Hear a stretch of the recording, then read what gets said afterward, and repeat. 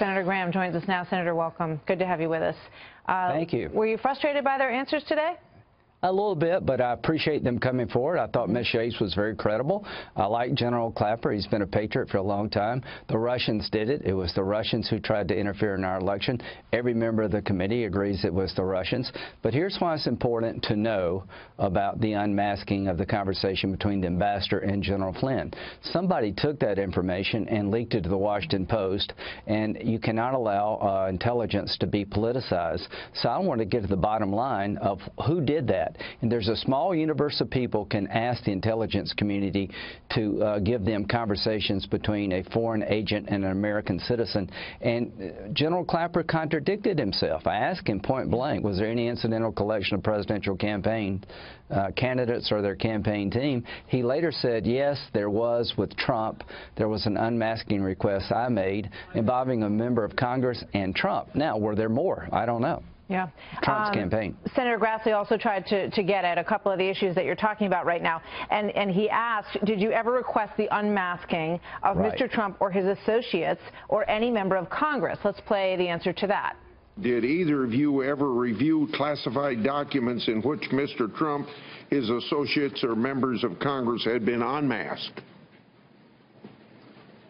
Oh, yes. You have. Can you give us details here? In this No, I can't. Ms. Yates, have you? Yes, I have, and no, I can't give you details. What do you make of that? Well, it's completely contrary to what they told me earlier. I asked point blank, was there any incidental collection of campaign operatives or candidates? Now we know at least there was one occasion. Why does this matter?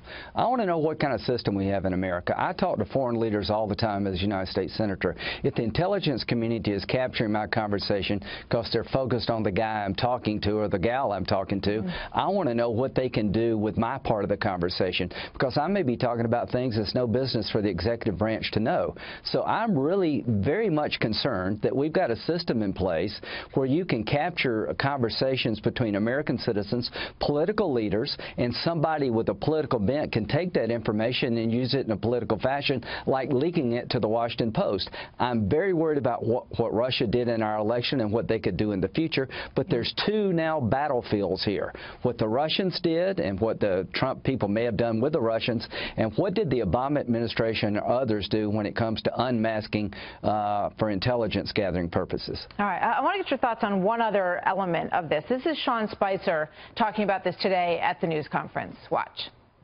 If President Obama was truly concerned about General Flynn, why didn't he suspend General Flynn's security clearance, which they had just reapproved months earlier? Additionally, why did the Obama administration let Flynn go to Russia for a paid speaking engagement and receive a fee?